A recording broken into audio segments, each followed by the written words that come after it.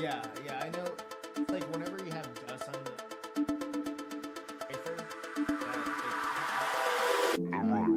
or GPU on, if some pieces get dust on them, they will actually deactivate those. So, and then then they just sell it as a lower marked off. So like instead of a 4090, they'll sell it as a 4090.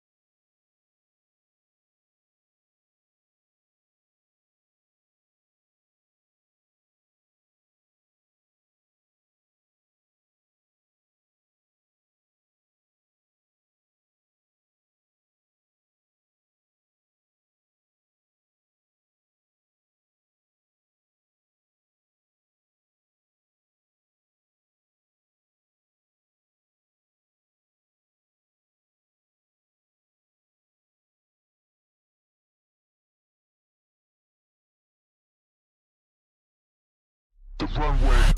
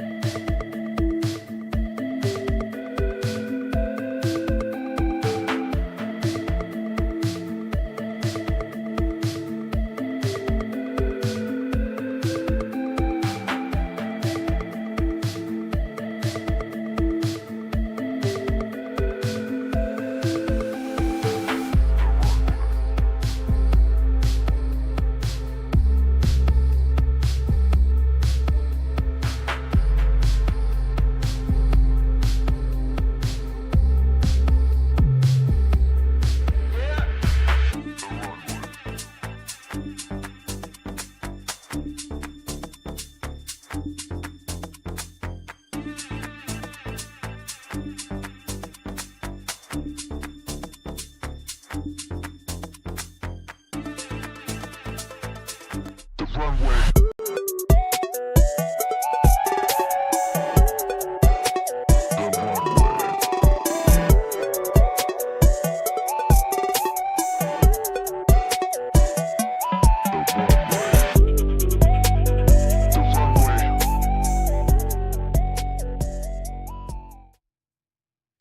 And we're live. All right, thanks everyone for joining us for this week's installment of the Runway Roundtable. I'm going to be your temporary host, GDK. Matty Ice is coming in hot. He'll be in a couple of minutes, hopefully, fingers crossed. And in the meantime, I'm going to kick it off. I'm joined by two gentlemen here. I've got Bam this Bam. man to my left. Bam Bam. And we've got... My name is Jeff. My name is Jeff. Thank you for joining me today, gentlemen. And so I'm going to kick it off because, well, we talk about blockchains, Bitcoin, crypto stuff, and current events. And the current event that I'm paying attention to is Bitcoin prices on the rise. It's gone up about $4,000 or $5,000 in the last day or two. And as that's going up, the Florida Strategic Reserve went down.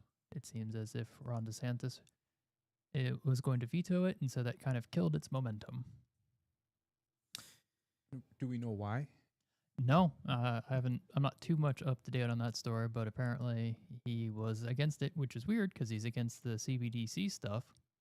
Which is a good thing. Yes, We yes, definitely- death to all of the central bank digital currencies. Now, who made the decision for this not to pass? Like, who was responsible? Who do we have to call? Or We'd have to go look at the voting records of what happened in, what is it, the House in Florida? The Florida state representatives. okay, We'd have to look at their voting records and see what it is. Paul, do you have a video up there of a guy on the couch telling us about it? Yeah, let's take a look at it. So we've got Samuel Arms, who is the founder of the Florida Bitcoin Blockchain Association, and he is a good friend of Maddie's. And he apparently has a breakdown here as to what happened. So why don't we give it a quick watch? It is a bit lengthy, but let's just see what he has to say here in the beginning. Yeah, let's sample the guys first can- 30 seconds and see what he says. Yeah, go ahead and just react to it. Florida's strategic Bitcoin reserve, let's talk about it. You guys know me as a Florida guy. I've been pushing the strategic Bitcoin reserve in Florida, since last year actually, because our legislative session technically started all the way back in September, pretty early, right? Even though our legislative session is only 60 days out of the year, committee weeks always start early, and to pass legislation, you have to line things up correctly. So I saw a report that our bill failed in the House and in the Senate, and so, Florida's over and done with. The problem is commentators, reporters, and I see this with plenty of famous people, by the way, even like the Ian Carrolls of the world, just kind of like pundits who might be really good at research, and really respected people that I like and that I watch and that I enjoy. Good, Because it's they're not not in the gonna be Ian. political world, they don't actually understand some of the nuance behind why things die, why they don't die, are they alive? And being in that world is actually what makes people like the Mitch McConnells very powerful. Because when you're in the world, you understand the rules of the game and kind of some of the nuance. So I'll give you an example. So multiple times throughout my career, I've had bills die, right? So what happens when a bill dies? Well, what happens when a bill lives? To get a bill sponsored, I have to find a House sponsor and I have to find a Senate sponsor.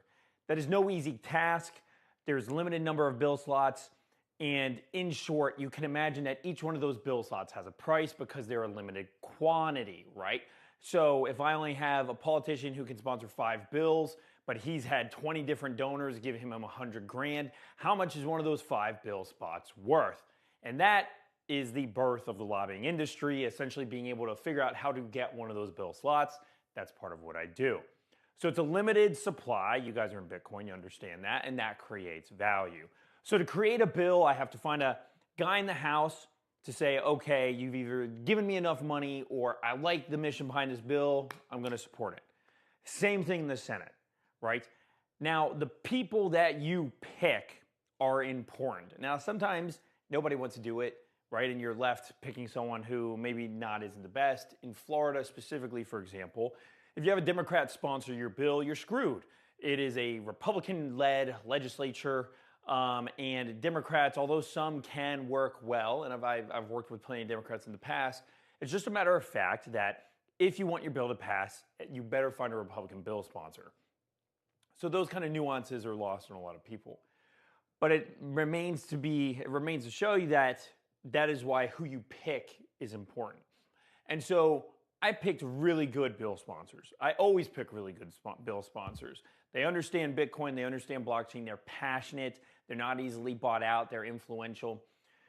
But the problem is in Florida, and I'm going to talk in very broad trends because I don't want to spill too much of the insider tea, right? Insider information. A lot of it's publicly available. I just don't want it coming from me.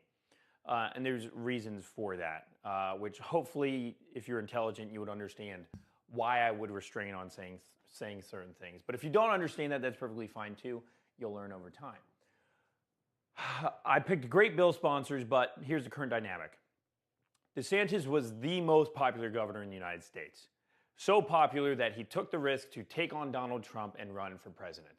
Stupid mistake. We're all aware of that. He tarnished his brand really dumb. Really, really dumb.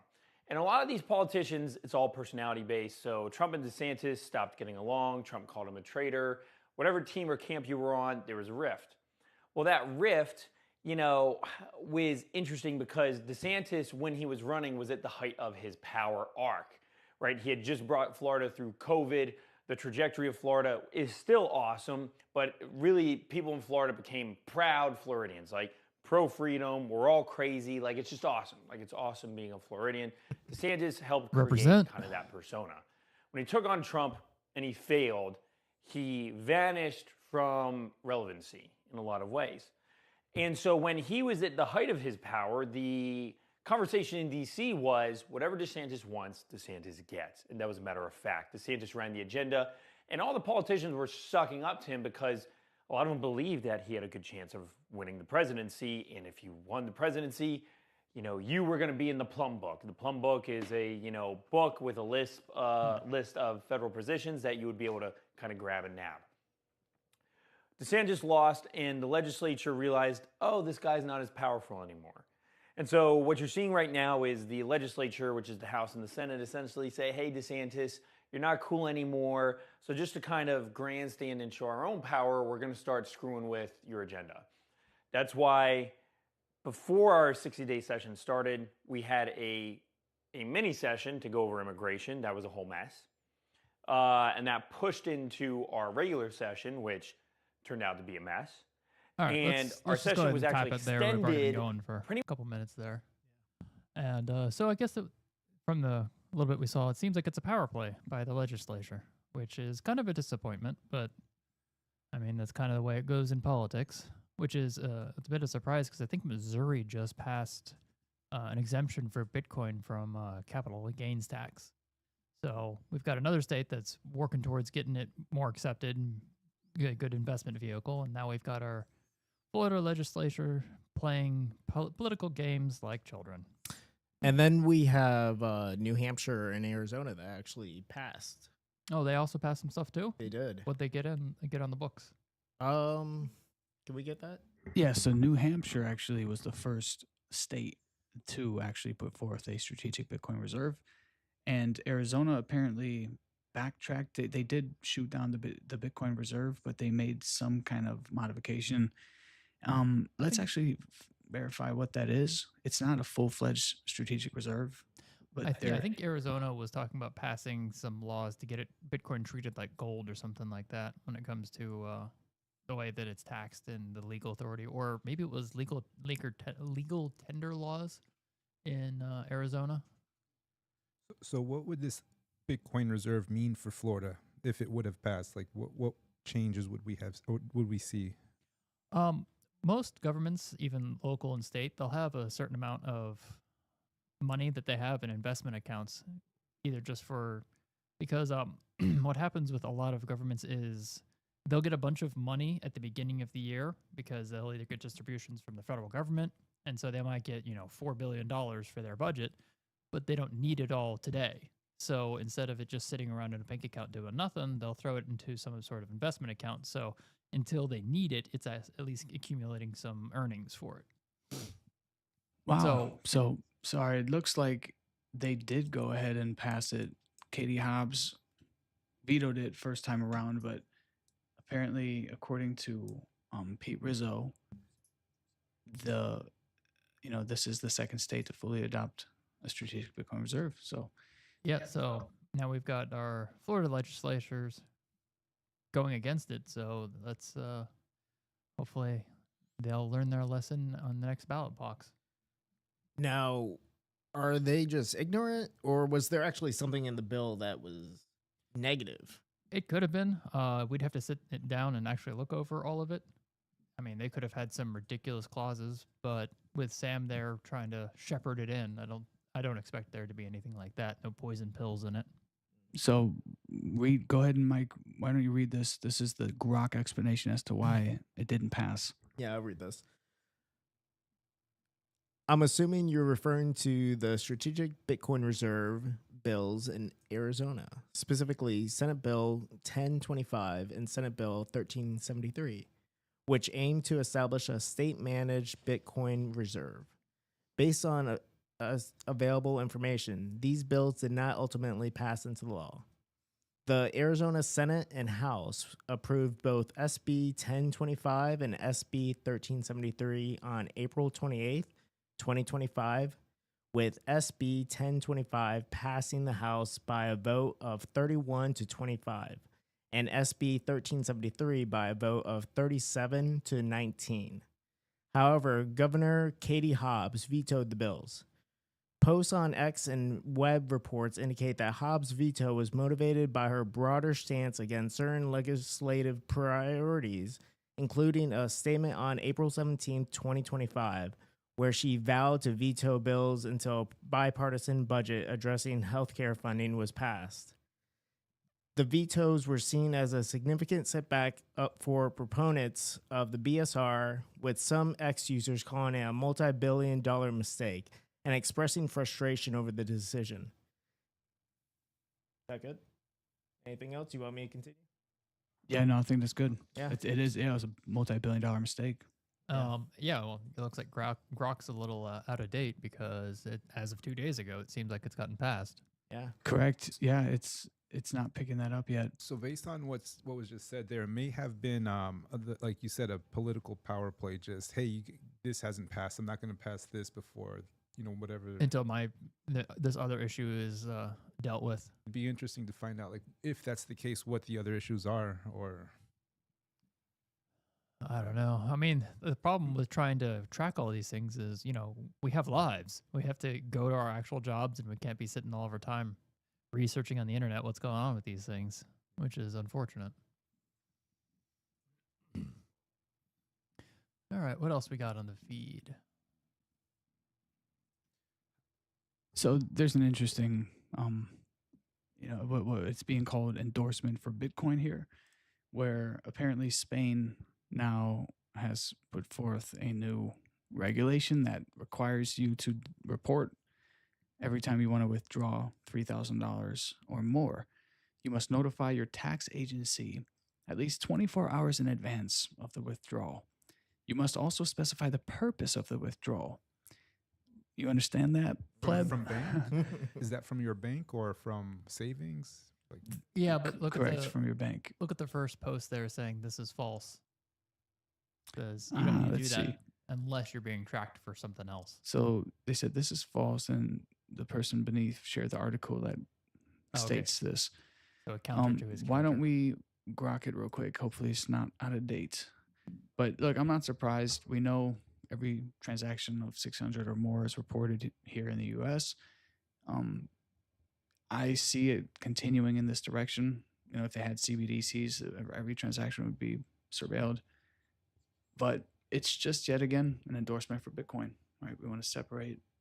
Yeah, I mean, that's one thing I'm really curious to see what's going to happen, because with a lot of the digital currencies, unless the person who owns the wallet and the address initiates a movement of the money, it's not going anywhere. So in something like this, even though you don't report, you might pull out money from your Bitcoin account or something, or move it around. You don't report it, and then the taxing agency comes over and says, "Oh, that's bad. You now owe us a penalty." You can just shrug your shoulders and say, "I'm okay. I'm not paying it." which they'll proceed to make your life more uncomfortable in other ways. But one of the biggest things that governments always try and do is get control of the money because it gives them so much power. And so if it gets wrestled out of their control, it's gonna require a change in the way that we work together, if you call it. Right. And, here, the main purpose I'm reading here is, right, to combat tax fraud, money laundering, and terrorism financing. Okay, fair enough.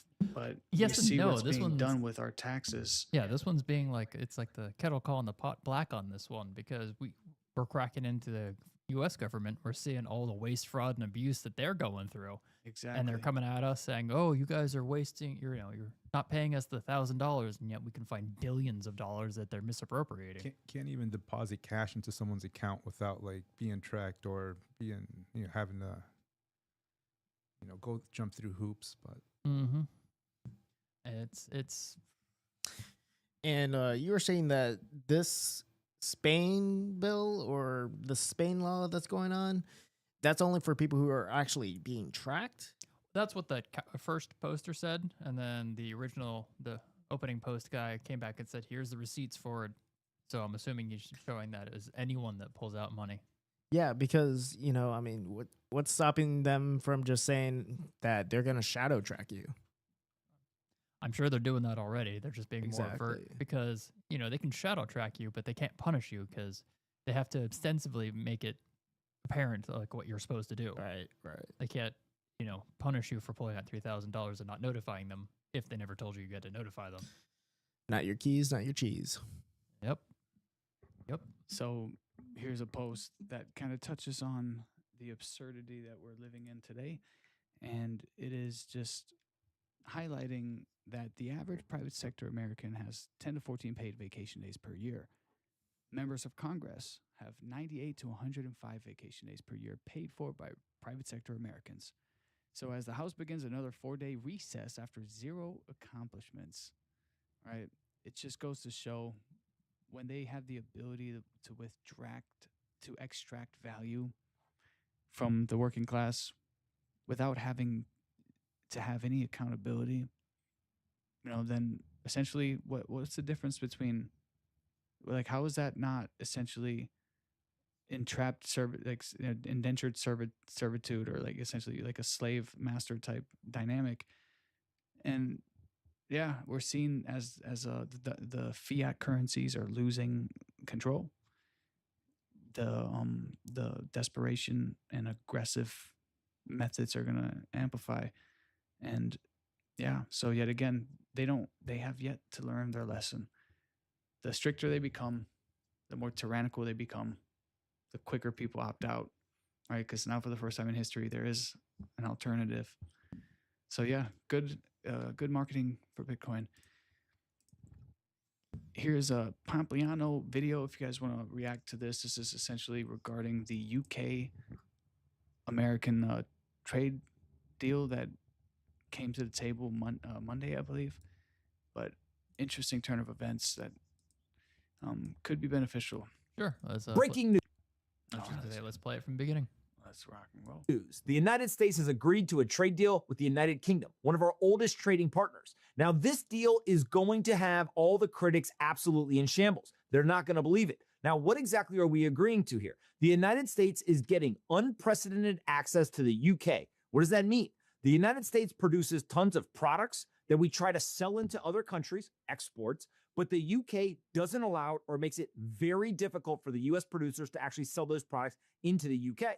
That's going to change. If you look at this list here, we can see that ethanol, beef, cereal, fruit, vegetables, animal feed, tobacco, soft drinks, shellfish, textiles, chemicals, machinery, and more are all included as part of this trade deal. That list is so long it's hard for me to even read it. But maybe the most important part of the entire deal is it seems that the administration is getting exactly what they told us that they were going to get. They are using tariffs to get better trade deals with our trading partners. What does that mean in terms of this deal? Well, take a look at this graphic that the administration shared. We can see that they are claiming that they are going to get $5 billion of U.S. exports into the UK market that previously wasn't there. On top of that, we are going to use tariffs to drive another $6 billion of external revenue into the coffers of the United States. But maybe the most interesting part of this entire deal is the fact that the UK is going to drop their tariffs from 5.1% down to 1.8%. And the United States is going to increase the tariff on the UK from 3.4% up to 10%. Now, think about this for a second. The UK is agreeing to drop their tariffs against the United States, and the United States is saying we're going to increase our tariff against the UK.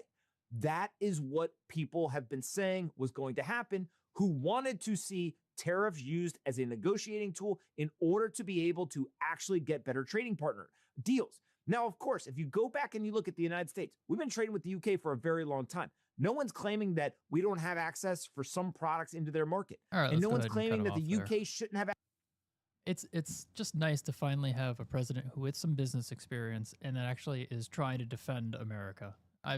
My entire life growing up, I've always seen presidents and they've always felt apologetic, and Trump is finally brazenly pro-America, and it's great. And we actually have some people with some more real life experience rather than just being in government institutions and agencies their entire careers and then getting elevated to presidency. And it seems like this is going to help like U.S. producers and U.S. Companies get their product into other countries as well. So Yeah, everyone was screaming and crying about the tariffs going up, making things more expensive, and Trump used that to bring down the tariffs in England and left ours on there. that's the art of the deal. Right. So he's getting more money out of Britain, and he's getting things cheaper for Americans. Yeah, I'm personally loving it because, I mean, just how long were these tariffs on? That, you know, what did it say? 3.4 for Britain. I think it's 3.4 or 3.8. Yeah, I mean, how long has it been that high? I Well, don't know. since the Marshall Plan, we essentially allowed for them to tariff us because we wanted to revitalize their economy. This is Germany, actually, in particular, we're speaking about. And we just never lifted that. They just kept it going, even though their economy has been revitalized, right? They maintained that tariff on us because, they became dependent on it. Yeah, I'm really starting to think that we need to start having just sunset clauses on essentially all laws. That way, after a certain period of time, some of these bad policies just go away. And if it's really that good and beneficial, okay, then vote for it again and just put your name on it. But then we'll know if you're continuing to have terrible policies and you're voting for it, so you have a track record. You got to have these politicians actually be responsible for their votes. Do we have a sunset on the sunset law? No, forever. Okay. Yeah, no, let's keep that one in place. Right. I love that idea. There should be these laws should be revisited, right? That's what I'm saying. You don't even need to revisit them because it will pass out of anyone's consideration after a certain period of time. Right. There's an old maritime law that makes it like impossible for us to build ships or something. It's like it's Logan something. I can't remember what it is, but apparently it makes manufacturing of ships in the U.S. prohibitively expensive, and so like it doesn't happen. I can't remember exactly what it was, but it's something from like the 1920 or 1930 from old. Why? There was a reason for it back in the day, and it made sense. But nowadays, it's just terrible. It does nothing but impede everything. But there's so many entrenched interests on it that they keep it alive. Yeah, I mean, maybe I want to make my own yacht. What's up with that? No. Uncle Sam says no. Yeah, too bad. So, are you referring to the Jones Act? Is that what? It might be Jones Act, yeah. Okay, so apparently this law doesn't prohibit ship production, but it mandates that ships used for domestic trade must be U.S. built. Okay, this is a bit different. So this National security, yeah, this might be a different law. It could be also because it's saying it's higher costs, reduce competitiveness, and limited production capacity.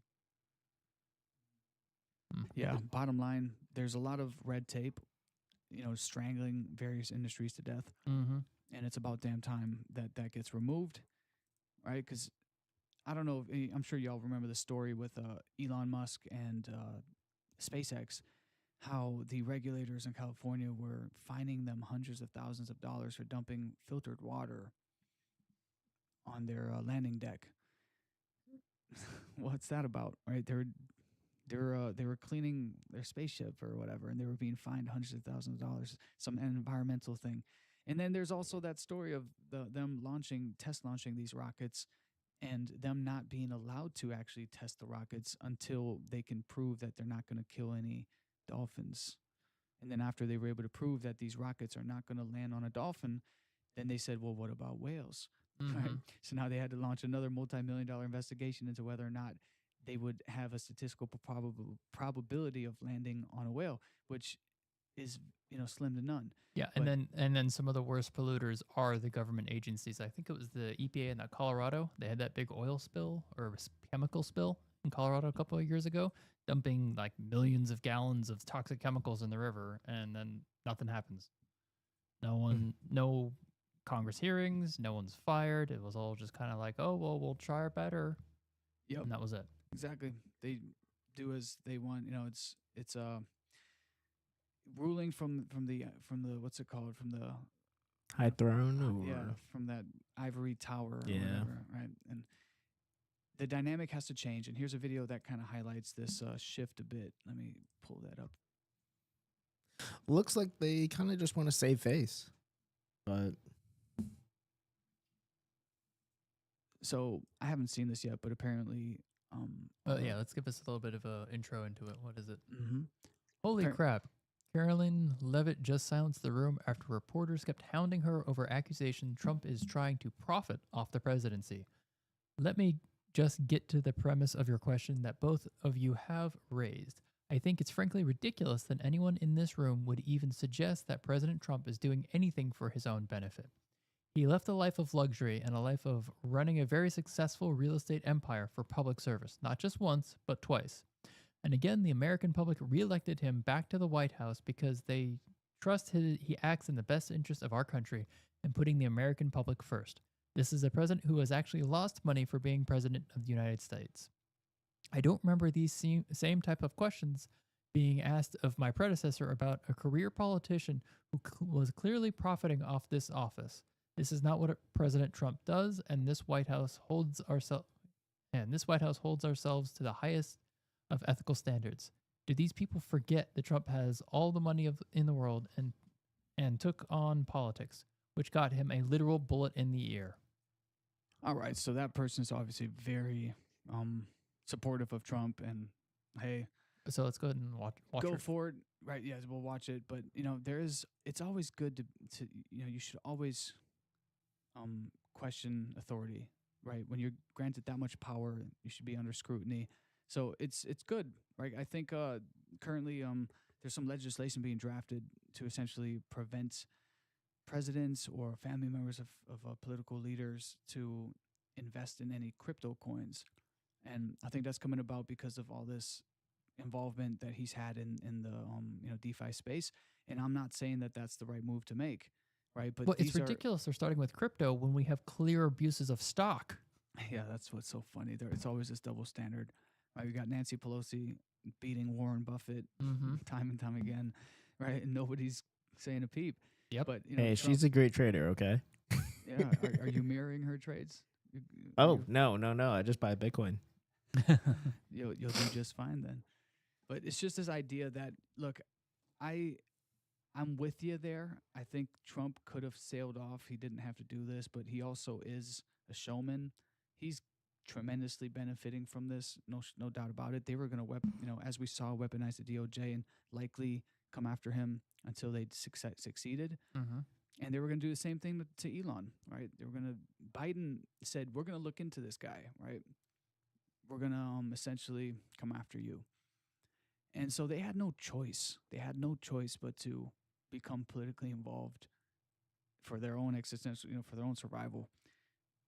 But let's play the clip. I don't want to be part of any echo chamber of any cult, right? I'm not 100% Trump. I'm not 100% Elon. I'm not 100% anything. It's really the reason we're Bitcoiners, I think, is because you have that verifiability, right? Well, I mean, actions like these just prove how much of the corporate media is just sycophants for power, for government power, because they're doing anything they can to get in their good graces and just fawning over them And if they were honest actors, even a shred, they would look at the Biden crime family, and they could clearly see how his wealth tracks his political success. And it's easy to point out, oh yeah, he's enriching himself off the office. Nancy Pelosi enriching themselves off the office. Multitude of people that are enriching themselves, and yet nope, it's only when there's somebody challenging their power where they're suspicious that might be happening. It's just, Is it possible to enrich yourself in an ethical, transparent way if you're in office? Because I'm sure that being in office is like a public service, right? You're essentially giving your time to make your community and government better. So, I mean, is it conceptually possible? Sure. I have no idea how we do it though, because everyone that seems to be making a large amount of money for themselves, they do it by selling connections. Like if you were in politics for 20 years and you sell yourself as a consultant, say, hey, this is what plays well with people. This is how you want to deliver your message to convince more people. Then yeah, you could make money doing that way. And I'd see that as fairly ethical. But with the way that these people are selling deals and whatnot, no, I can't find a way that that's above board. We might be able to make them all transparent with a timestamp server with their emails just blasted out there publicly. Well, I think, there should be a blockchain for any tax dollars that are being spent, right? Where, they want to put us on a CBDC, but government, they should be using CBDCs for our tax dollars, right? Ones that are on a transparent blockchain, immutable blockchain, because then we can track how our tax dollars are being spent.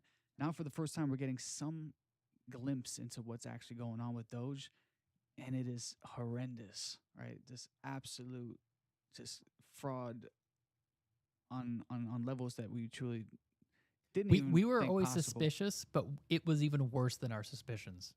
And we still have only seen probably a fraction of what's going on inside. Right. And any of that is only possible because the system's broken. And when to your point, Jeff, can you enrich yourself as a public figure? Well, is that your motive, right? Is your motive to go into politics to become rich? That should not be the motive, right? The motive should be to lead, to essentially push forward a policy that benefits your constituents. It shouldn't be about trying to gain in wealth. It should be rather about serving your constituents.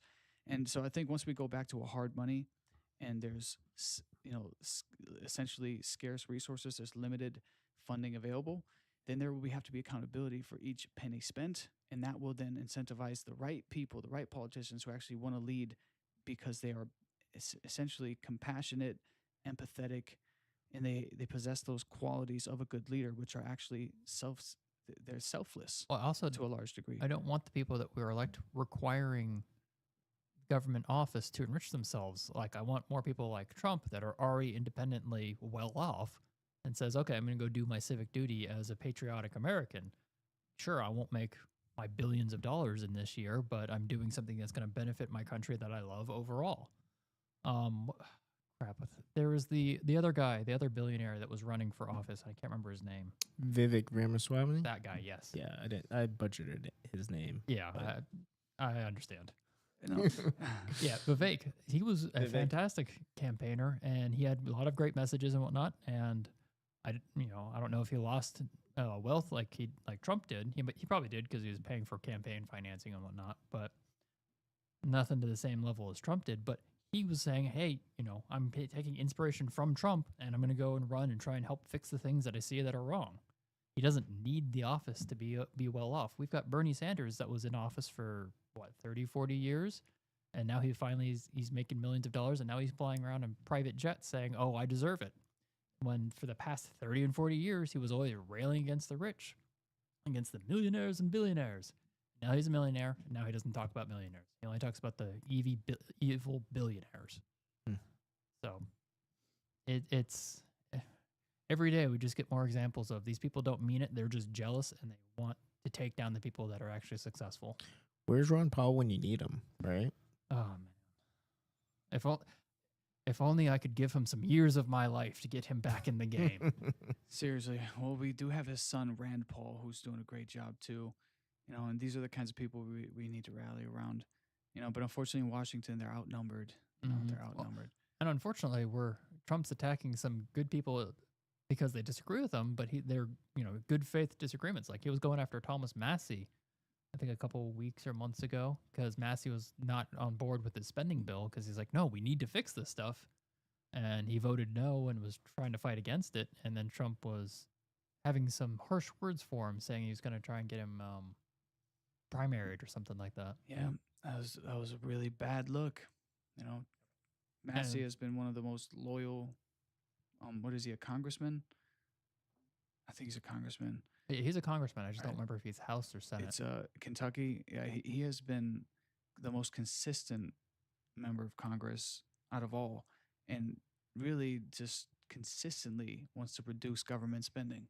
Mhm. Right. And he's also trying to make his colleagues be responsible and accountable for stuff. He was the one that dragged everyone into the office when COVID was happening, saying, no, you're not going to spend trillions of dollars and not vote on it in person.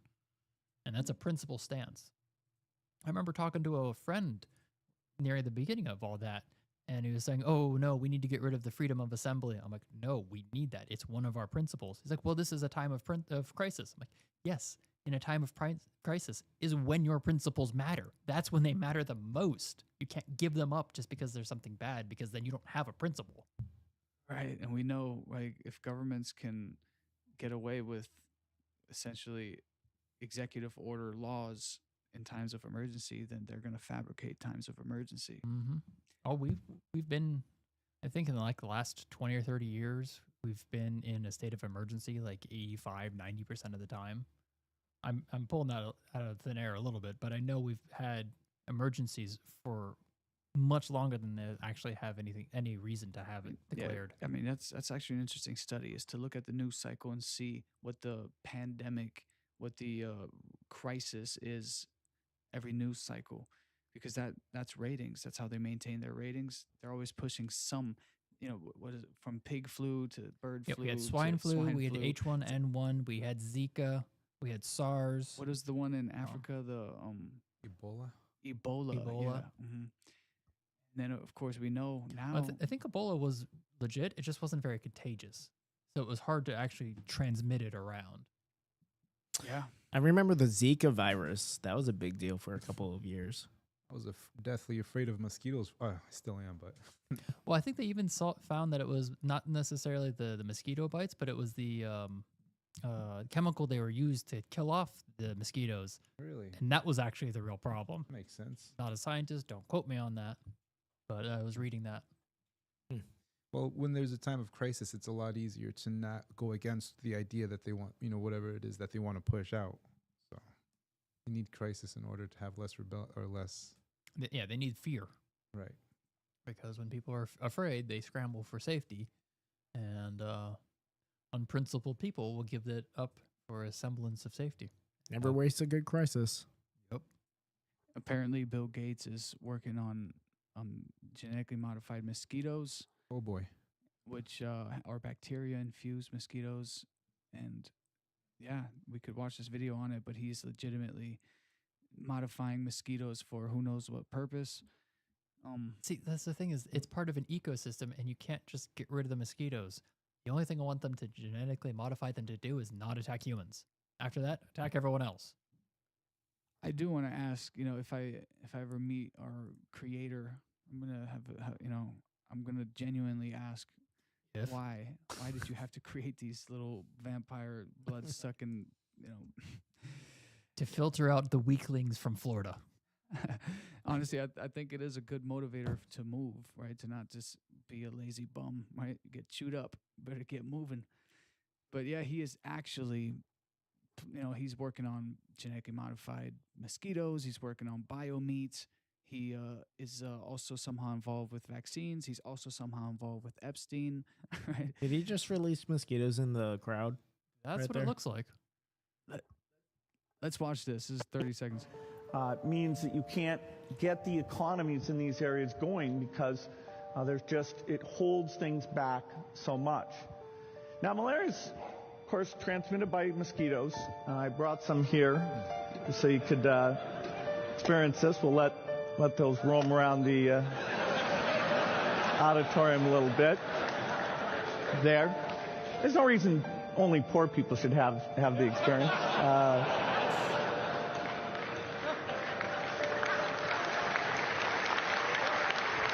Those mosquitoes are not infected, but means that you can't. You know he's deeded up. He's got mosquito repellent. Oh, that's so far away. He didn't even have to put bugs in there. He could just pretend there was stuff in there. And everyone would have gotten the joke. I'll go ahead and play this video that I've been holding back on. I haven't seen it, but it's just Caroline Levitt, who is essentially making a case for why Trump is not in it for his personal gain. You noted he is a successful businessman. Do you know if the president has any plans to meet with any of the folks involved with any of the family businesses over there, or see any of the sites that are going to be new Trump? Not to my knowledge, and let me just get to the premise of your question that both of you have raised. I think it's frankly ridiculous that anyone in this room would even suggest that President Trump is doing anything for his own benefit. He left a life of luxury and a life of running a very successful real estate empire for public service, not just once, but twice. And again, the American public reelected him back to this White House because they trust he acts in the best interest of our country and putting the American public first. This is a president who has actually lost money for being president of the United States. I don't remember these same type of questions being asked of my predecessor about a career politician who was clearly profiting off of this office. That is not what President Trump does, and this White House holds ourselves to the highest of ethical standards. You noted he is a successful businessman. Well, I wasted my time reading that previously. All right. Tell me where to stop. Oh, right there. Steak Steak and shake. Steak and shake. Oh, accepting Bitcoin payments. I'm keeping my Bitcoin. I'm not trying to trade Bitcoin for fries and a shake. What are you talking about? Value for value. Well, so that's what you do is at the beginning of the day you buy Tether, maybe. you buy $100 of Bitcoin and move that into your wallet, and then you spend it throughout the day. Spend and replace. Yep, and then as soon as whatever you have left over, you put it into your storage wallet, and then you just go start again the next day, $100. But yeah, that's the thing is everyone keeps saying you got to buy the Bitcoin and hold on to it. That's half the battle. The other half is you have to actually have it move through the system. It's the lifeblood of the economic activity. You're right. You can't just have it pool in one place. That'll cause problems in the system. I love seeing a corporation like this integrating this technology into into our everyday life. They're also doing beef tallow for all their fries. Yeah, I was just about to bring that up. I mean, they're starting to really win it. I'm gonna have to start patronizing them a bit more. We have a steak and shake here. Yeah, it's on Pine, right? Yeah, should we go? Yeah, we'll go after. We'll go after.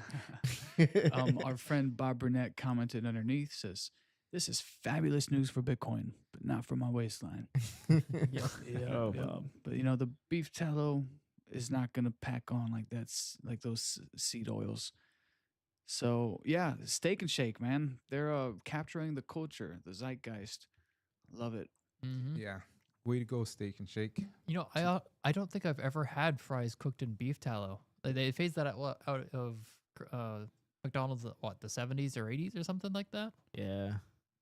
There's actually a direct correlation to when the American Heart Association was given a $50,000 donation by Cisco at the time, who was the they were the vegetable oil manufacturer, but at the time it was being used as a lubricant for industrial machines. But they figured that, hey, if we bottle this and sell it retail, we can make a lot more money. So they gave the American Heart Association a $50,000 donation. This was back then, quite a bit of money then. And at that moment in time was when the tune shifted and they started villainizing animal fats. And so we saw a direct shift at that moment in time. So, yeah. And also, when did they come out with the just erroneous food pyramid? It was in the 70s or 80s? Because I remember growing up with that in the 90s. And then they changed it on us. Yeah, then they switched it up a little bit. They didn't do anything too terribly different, but they did change it. And yeah, Paul, you know exactly what I'm thinking of. I mean, that little... that Jordan Peterson clip, I'm looking for it. They actually... did you pass it? Yep. Yep, there. They actually said that cereal is healthier than eggs. Yeah. In this new food pyramid. This is the new one, like 2022 type thing. Oh, they're still on it. Mhm. I go ahead and play a fan favorite of Peterson. I've never recovered from finding out that the food pyramid was a scam. Yeah. The degree to which that's a scam, there a worse medical crime in history than that? No, I mean, No. telling It's- Americans to load up on 7 to 11 servings of grains every single day. To find out that that was a marketing ploy by the Department of Agriculture and that they went against the advice even of their own consultants who warned them that they would produce an epidemic of obesity and diabetes, which is, well, and not to say nothing of depression and dementia, which is exactly what we have now. Exactly. It's like, what do you even do when you find out that that's true? And the unwarranted demonization of natural fat-containing foods, nutrient-dense foods like animal source foods, which continue to be demonized. Even by the American Diabetic, is it Association Society? I don't remember Yeah, the which ADA, one yes. is still pushing the notion that diabetics can eat carbohydrates. Like, actually, I don't think so. I don't think that's a very good idea since they're converted to sugar. Yeah. I've never recovered from finding out that the food. Yeah, like I don't understand how these people can be. Well, I mean, I know it's money. I know that's the answer, but I can't understand how even everyone's telling you, no, this is a bad idea. Don't put this out there, and they just say, no, we're gonna do it anyways. And like they had to have gotten paid off because otherwise, I just can't explain it. I mean, we're still to the almost up and still to this day, we're still Fighting with the bad pyramid. right. Yeah, and that They're still making money. They've been making money this whole time. Yep, it's been around for how many decades? I'm sure we go look at old textbooks and we're going to see that. So it's going to take decades or centuries for that truly to fully be flushed out of the entire system. Well, most things that include a pyramid, I've only seen it be bad, like scams and stuff like that. Pyramid schemes and MLMs. So It's the Illuminati. They've been around for millennia. Them and their pyramids of power. Right. Someone's got to be on the bottom. Unbelievable. But yeah, speaking of bottom feeders, let's hear the man. Oh yeah, this was I was talking about earlier. 5 rallies in a week. 5 rallies in a week. The only way you can get around to talk to 30,000 people. Think I'm going to be sitting on a waiting line at United, waiting, 30,000 people are waiting? That's the only way you can get around. No apologies for that. That's what campaign travel is about. We've done it in the past. We're going to do it in the future. 5 rallies. And look, there's nothing wrong with that. And if it was paid out of your campaign funds or something, sure. But was it paid out of like his congressional budget? Right. And he was also receiving $2 million from Pfizer. Right. Remember that hearing? That was something. He really showed who he really is. Oh, yeah. But yeah, that's what I'm saying. These people are only able to be supported by sycophant media because they hide they just don't talk about it. They don't hide it. They just don't bring it up. What happened to Bernie though? Wasn't he the man at one point? Like, wasn't he the one that we wanted in 2016? He was the favorite for the Democrats, but he bent the knee. If he is a man of principle, when Clinton came to him and said, support me and we'll take care of you, or whatever happened in the back room, he should have been like, nah, screw you. Well, did he hold at that time? Did he have a chance against Hillary Clinton? I Yeah, don't think he was like the actual one that was likely to get it. The only reason he didn't was because of the superdelegates. I remember at the time Hillary Clinton, she had a really, really good. I mean, this that was before the whole server thing and everything. I don't know the timeline. Well, I think but I just remember her having a really strong. First, everybody loved Bill. He was on her side. She was the first. Would have been the first woman president. There was a lot of things going for her. Right. It was in that what's it called when it's the primary, the Democratic primary. She was essentially coronated as the primary candidate. Everything was swept to the side. She was put up there, and she was the one advocating that the corporate media give more coverage to Trump at the beginning because she thought it'd be an easy win. I saw that she is going to be running again for That's interesting. What's the next one? I don't know about that. That would be. What if she just? I wouldn't put it past her. Pro Bitcoin and came on board and started eating at Steak and Shake and paying with her Bitcoin.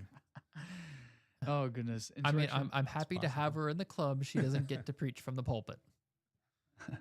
Inspiration Barbie says Bernie Sanders is the oligarchy, a tired old communist who preaches redistribution of wealth from one of his 3 mansions and flies private to campaign events. Give me a freaking break. All right.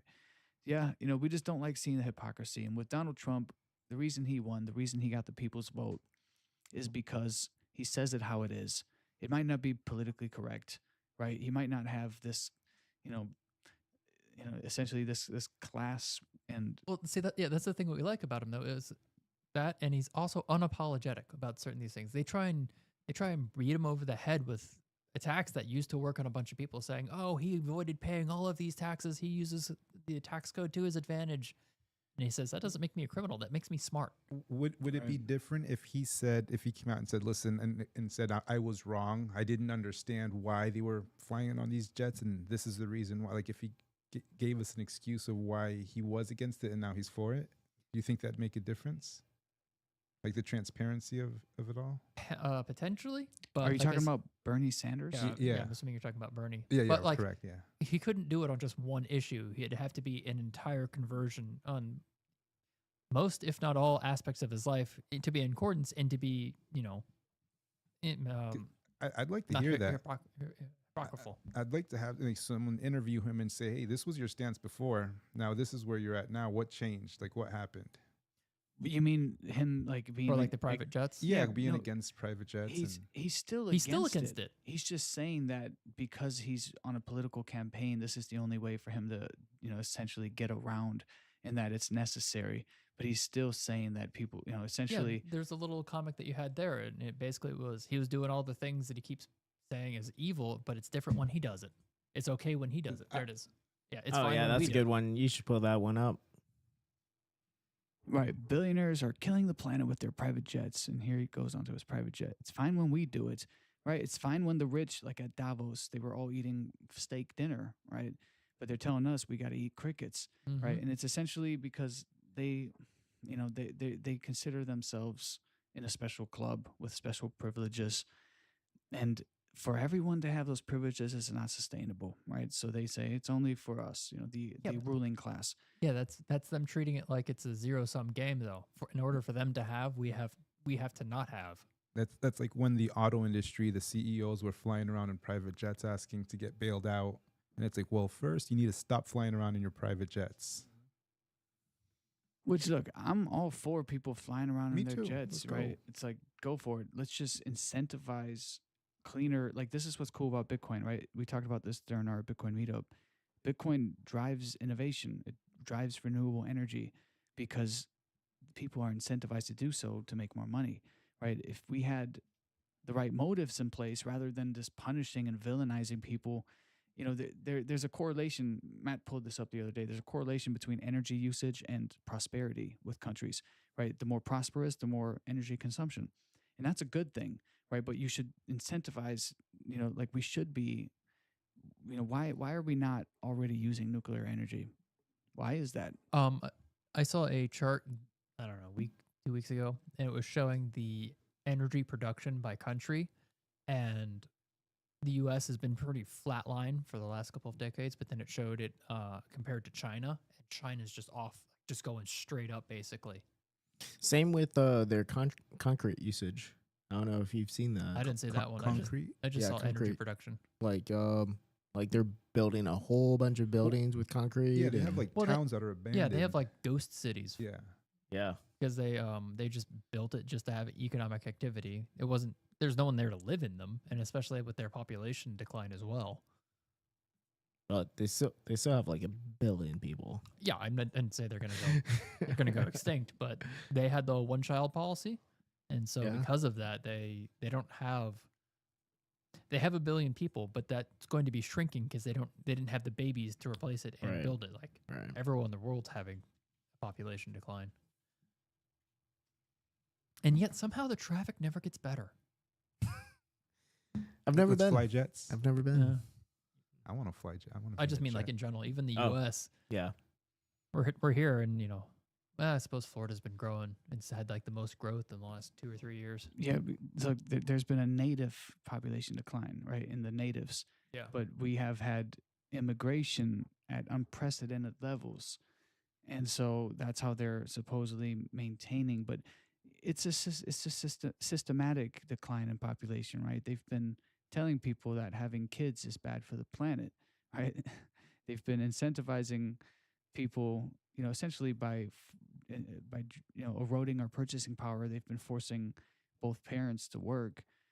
Most people don't have kids because they can't afford kids, right? So there's multiple layers to this, but I found a video of Ron Paul that he published here just 2 hours ago. If you guys want to check it out, we can hear from the man himself on what he's thinking about what's going on with this real ID situation, the second Trump administration, Doge, and he thinks that Doge is fading away, which I saw an interesting post from Lynn Alden earlier. How are we doing on the Doge tracker? Good question. I was just thinking the same thing. Let's have a look.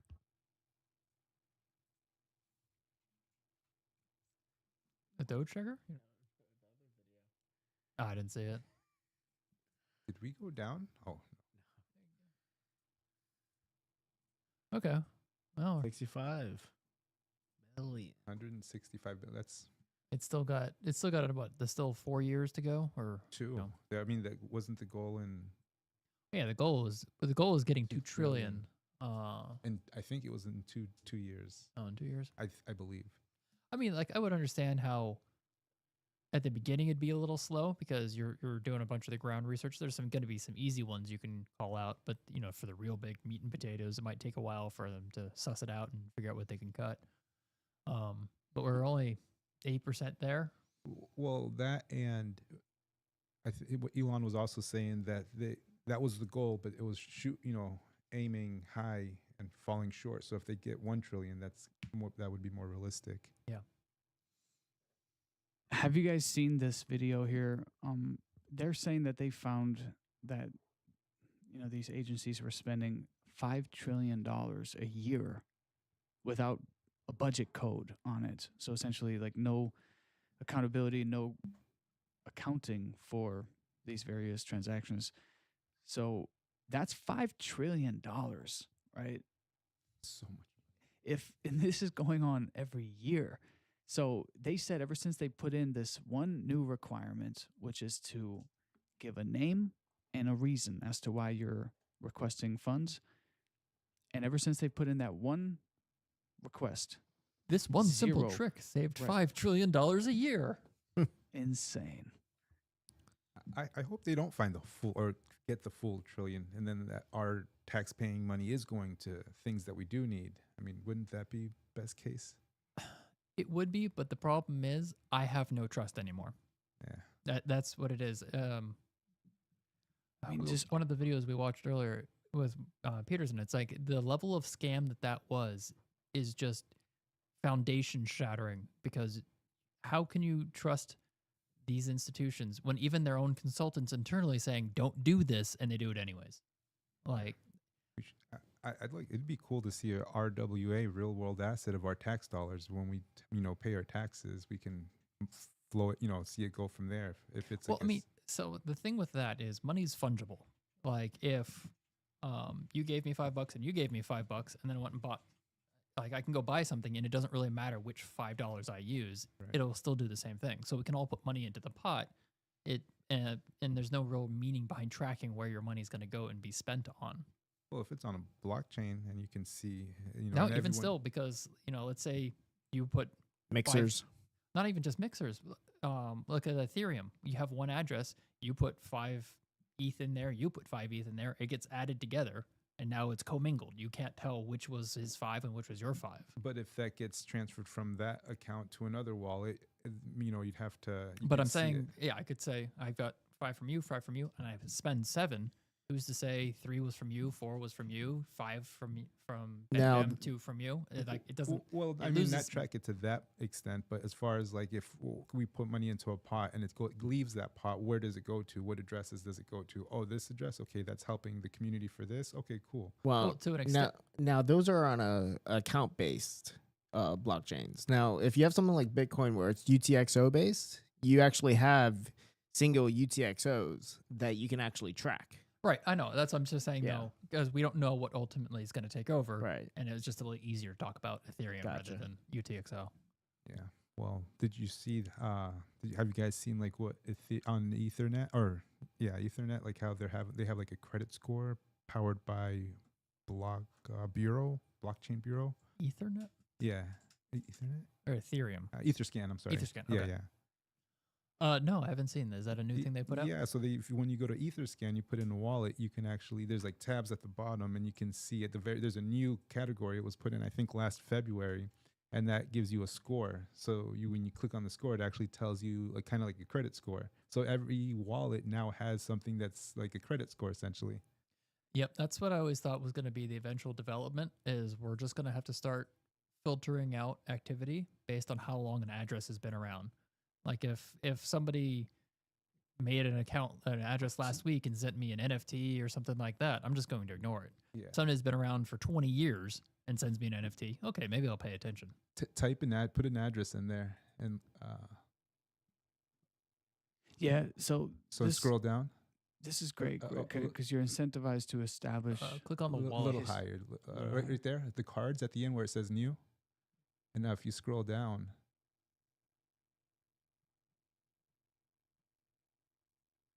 all right there. So it gives you so it gives you all these details. It gives you POAP information, so proof of attendance protocol. I mean, there's a lot of really interesting information and there it is. So it's the Blockchain Bureau, powered by Blockchain Bureau. And it's super interesting. Yeah, and that's on Etherscan. So powered by Passport, powered by Talent Protocol, powered by EAS. Unique humanity score. I wonder what that means. Me too. Let's find out. Well, there's a little info button next to that 0. Which is cool because if you have a smart contract that's meant to do something, you can you can kind of see the analytics of it. You want me to read that off? Yeah. Your unique humanity score measures how unique and human you are. Passport protected apps use the score to ensure authentic engagement. Most applications require a score of at least 20 to participate. Scores can vary across apps, especially due to misuse or attacks. And so the nice thing about that is you can have this, I guess that's another blockchain passport there. They're measuring this, but you don't have to have that in order to participate with something. I can set my own personal threshold. Like maybe I really want to make sure you're human, so I'm going to set 30. Whereas Bam Bam was like, I'll help anyone, so he sets it at 5. I'm trying to wonder, am I human? Well, I don't know. I got a picture I need some information about. Oh, okay. What does this say? Dude, yeah, that's very vague though, so I'm trying to see if there's any other metrics. Apparently, clarify, okay, so Grok doesn't know much about it, or maybe at least not initially. I think that tab was released this past February, so just a couple of months. Right. Okay, interesting. So, I guess, yeah, in the age of AI, right, your humanness is going to be a factor. And with all the various automated trading algorithms and wallets being spawned left and right by AI bots, that will be a valuable attribute for someone offering DeFi lending or whatever. But who knows? Interesting to see, man. I was always knowing this is where it's going to go, and you can ask yourself, is that a good thing, right? We're losing a little bit of privacy, but this is in the most positive form, right? Because it's on a pseudo-synonymous blockchain where you can maintain your privacy if you choose, right? You don't have to reveal your identity unless you're doing KYC, which you don't have to if you don't want to. You can get non-KYC token. But the idea is in a, I guess, fully transparent pseudo-anonymous, whatever, blockchain, if you want to maintain a good credit score, right, a good history, then you're going to want to honor all of your transactions. And you can also use different protocols if that's how you want to measure these things. Like we've got Talent Protocol, and that's the way that they're measuring their builder score. Or you can switch to another one saying, I don't know, Asset Protocol. And that way you can assess it with a different metric, one that you find is more valuable to you. but it's still all analyzing the same information. It's just the way that you do the analysis is going to change based on whatever protocol you use. Now go ask Grok about proof of personhood, which is pretty interesting. Okay. And that's essentially kind of Well, we're just gonna have to get like a mesh network because I'm gonna meet you and I know you're a real person, and then I go talk to somebody else and they say, I was like, oh yeah, my friend Jeff, he's on this address. He's like, oh, is that a real person? Like, yeah. So then he'll trust that that address is real because it's associated with a real person. Yeah, and communities built around DAO systems as well. You have a DAO that you're invited to or you become a part of, and that could be another way you can do peer-to-peer and transact and build a community, digital economy.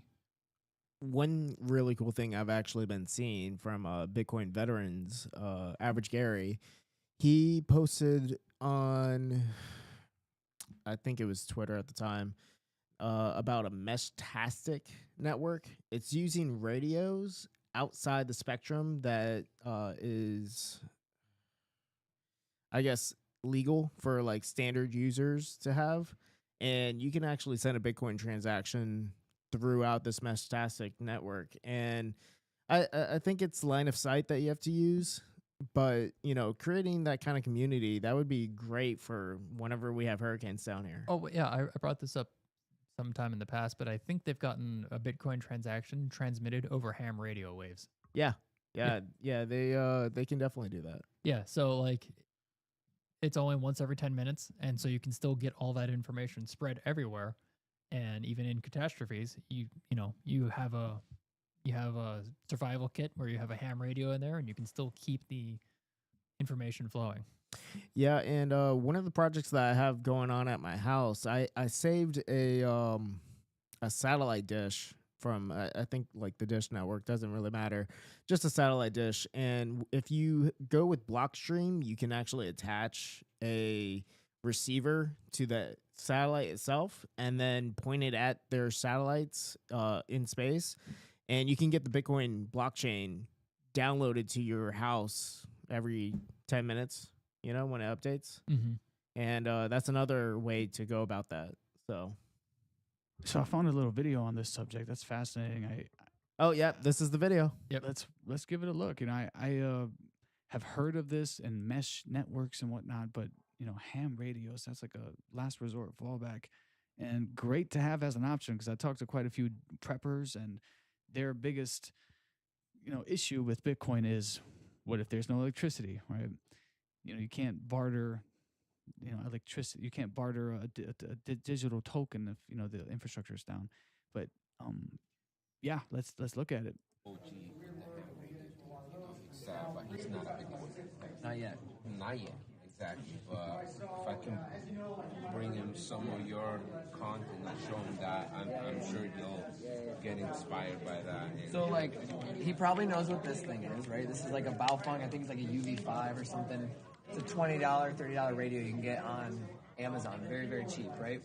5 watts of power, but you can hit your local repeaters. You're not going to another country, but you can get locally, you can cover a huge area. Just real quick, he's wearing a free Ross Day One shirt. Ross has been freed, and he's going to be at Bitcoin 2025 in Vegas. Nice. Speaking of Bitcoin 2025 in Vegas, guys, everyone listening, thanks for tuning in. Just a heads up, we're doing a Bitcoin 2025 Vegas ticket giveaway. All you have to do is comment in the live chat, give us a value-added comment or question, and we'll engage with you in real time, and you'll be entered into the raffle. And right now, I don't think there's many questions, so you have a very good chance. So if you have questions, we'll answer them live, take advantage, and we'll see you in Vegas, quite possibly. Back to the video. And it just depends on the infrastructure around, right? So this is like your ham radio. You need a license to operate this, but I see it like it's a gun, right? You don't go around practicing your gun anywhere. You practice where the government allows you to practice. Same thing with ham radio. However, if shit hits the fan or whatever, in an emergency, there are ham radio operators in emergencies that they turn on their radios, they get on, and they start coordinating and talking when the infrastructure goes down. So if infrastructure goes down, ham radios are going to be the way that you can talk to the outside world. You don't need a ham radio for this. This is a Meshtastic device. So this uses something called unlicensed spectrum. So there's radio frequencies is the spectrum, right? And there's parts of it that are unlicensed, meaning you don't need a license to use that spectrum. This radio does mesh networking, and this is just kind of what it looks like on the inside, just a battery with antenna and a little circuit board, right? These will talk to each other, and it's kind of line of sight. They kind of need to see each other for the best result, but it's a low bandwidth mesh network. Mesh like Bitcoin, all the nodes talking to each other. All the Meshtastic nodes talk to each other. You can power these with solar. You can recharge the battery with solar. You can weatherproof them. You put it on top of an antenna, like a tall place, and you can communicate from point to point because it bounces from one node to the next, right? Like the lightning node, right? You don't need to be directly connected to your node to pay you. I can bounce through everybody else's node. Same thing with Meshtastic. And the beautiful thing about it, because it's in the unlicensed spectrum, it's open source, right? Very important. And it uses AES 256 encryption.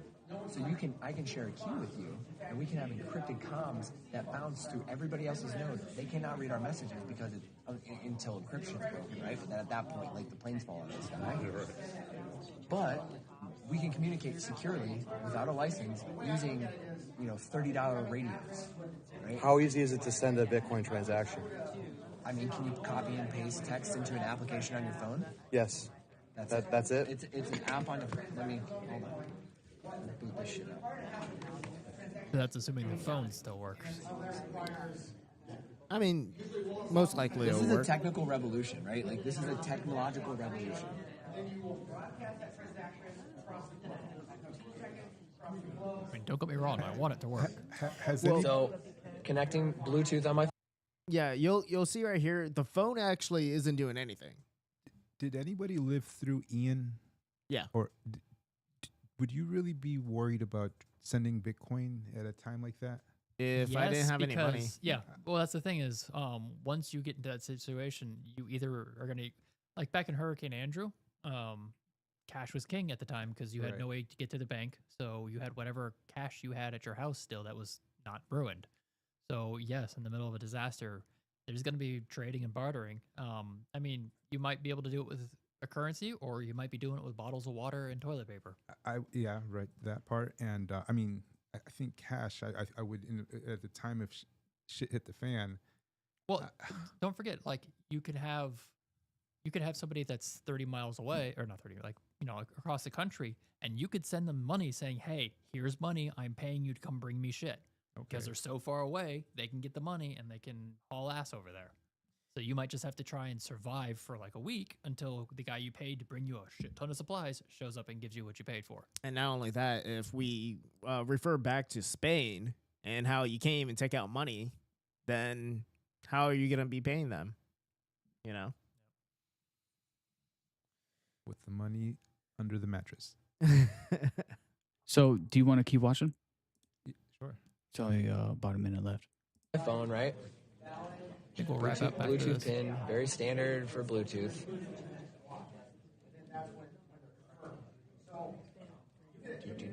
Now we're connected. I go over here to Meshtastic. Clean interface. I got to go here and connect to it. It's an app, Meshtastic? The app, yeah, it's an open source, iOS and Android. And then 2Bravo74 right there at the top. So I connect to it. It's downloading configuration and all this other stuff. I can set the name of the device.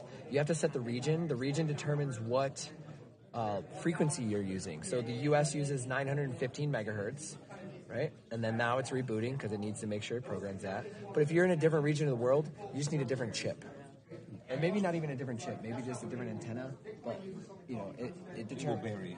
Right. Or if shit hits the fan, it doesn't matter what you're using, right? Like, nobody's watching. And then it's just text messages. I mean, you can. I don't know if there's any other meshes in here, but you just send a text. Now, is that text a Bitcoin transaction, or is that a eCash cashew token? Is it a Lightning invoice? Like, whatever you want it to be. Because Bitcoin is just text. It's code of speech. Yes, sir. That was Code of awesome, man. speech. Thank you. All right. Well, let's check and see if we have any value-added comments real quick. You're trying to get out of here early, man. I'm not going to let you go that early. We're holding Kyle hostage. God damn it, No, Kyle. I've got a baby I want to go see. I understand. Listen, ask your question. This is your chance to win a free ticket to Bitcoin 2025 Vegas. We have news today that JD Vance is going to be attending, which is interesting, right? We had Trump attend last time, and now we get the VP. Wait, Trump went? I thought it was RFK that went. Trump actually came and spoke at Bitcoin 2024. Right, that was the one in Tennessee, right? Yeah, that's right. We were there. We could not get in. Although we were on a media pass, we ended up getting special access through some other route, but we still could not get in because of the sheer volume of people. You know, there was lines around the block. Mike, did you get in? I did not go to 2024. Bam, you didn't go to 2024? No, I I passed could have it. sworn I saw you. I passed it up. Got it. Okay, I ran into you at Mining Disrupt. That's where we saw each other. Yes, but I will be at Bitcoin 2025 in Las Vegas at the Venetian. Awesome. It shall be at the Venetian. Wild. We've got Ross Ulbricht speaking, which is going to be historic. Then Elon Musk was supposed to make a surprise appearance last time. That was funny. There was this moment where people were monitoring his jet, and it had just landed in Nashville, and he tweeted out something cryptic saying, Bitcoin or something. So everybody's thinking, oh yeah, Trump and Elon are going to pop up on stage here any second. And they kept on, they kept the weight going and the excitement going, but then Trump did appear.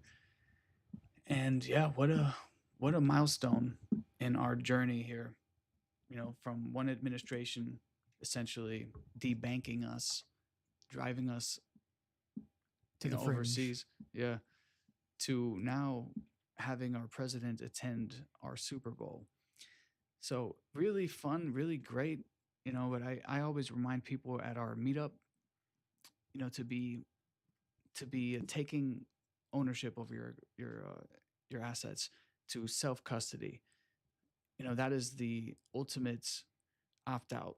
That's the ultimate purpose of Bitcoin, to be your own bank, right? So you can have your currency on Coinbase, and it is extremely easy to send it from Coinbase to a cold wallet. And a cold wallet is something like Trezor or Ledger or Cold Card. Cold Card, yep, that's a great one. And these are as simple as like a flash drive, like a USB flash drive, right? You can stick it into your computer and spawn a wallet address, and then send your Coinbase Bitcoin over to there. And that way, if Coinbase ever goes down, is hacked, is subpoenaed, whatever, then your funds are safe. And if there's ever a time of, economic unrest, political unrest, whatever, war, right, you can take your assets with you instantly.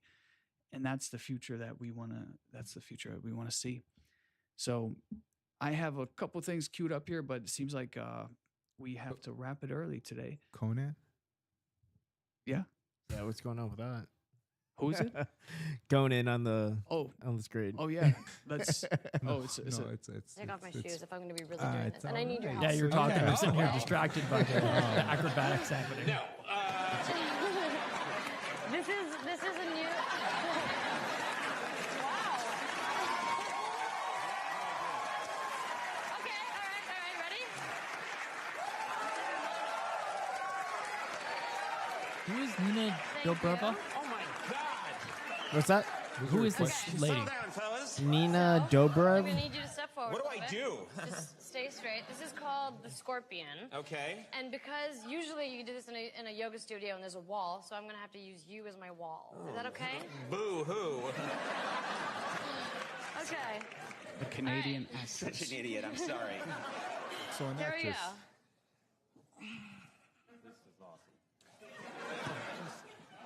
go. Huh?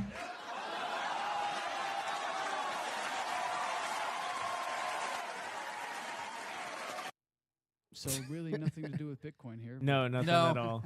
Made its way into our feed. Yeah. Got to have some fun on TV once in a while. You guys remember that Tom Cruise one with Oprah? was a funky one. Huh? Wonder what's going on here.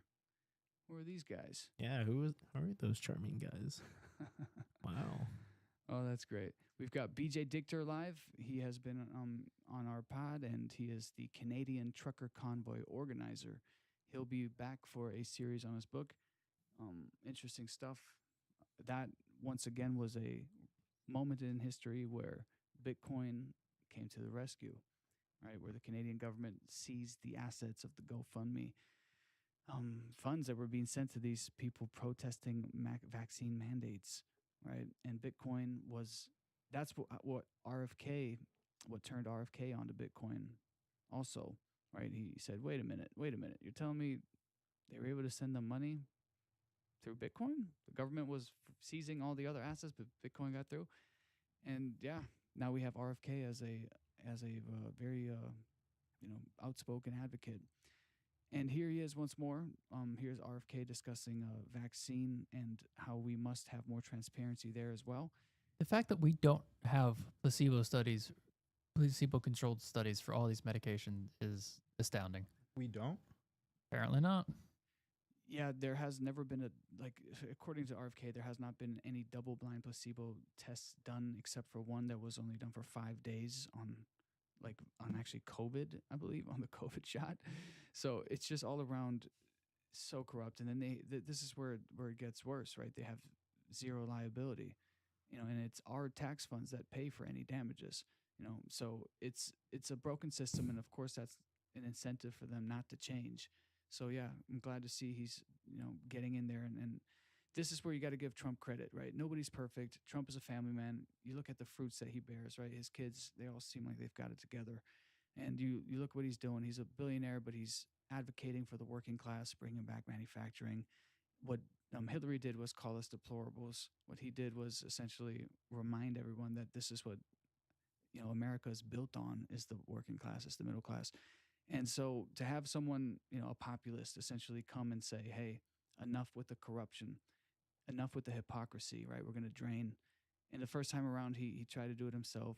He realized he was up against it. The second time, he brought on people like RFK, people like Tulsi Gabbard. Well, he was also naive the first term.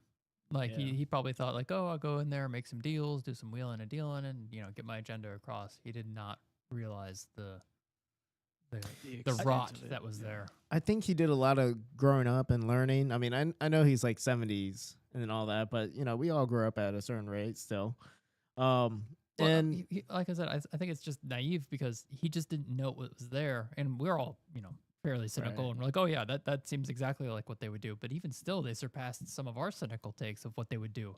Yeah. And so, I mean, he learned a lot. He got set on fire to dismantle everything when they shot him in the ear, and they raided his house, stole all of his stuff, threw him in jail. And if that doesn't get you passionate to try and get rid of the corruption, I don't know what will.